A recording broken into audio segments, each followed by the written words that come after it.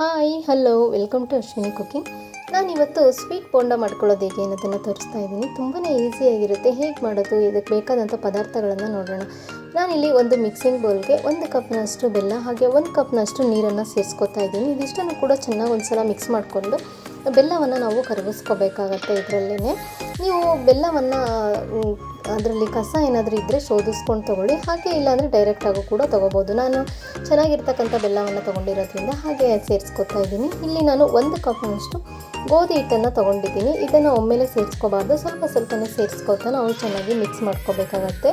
ನೀವು ಗೋಧಿ ಹಿಟ್ಟಿನ ಬದಲಾಗಿ ನೀವು ಮೈದಾ ಹಿಟ್ಟಿದ್ರೂ ಕೂಡ ನೀವು ಇದನ್ನು ಸೇರಿಸ್ಕೋಬೋದು.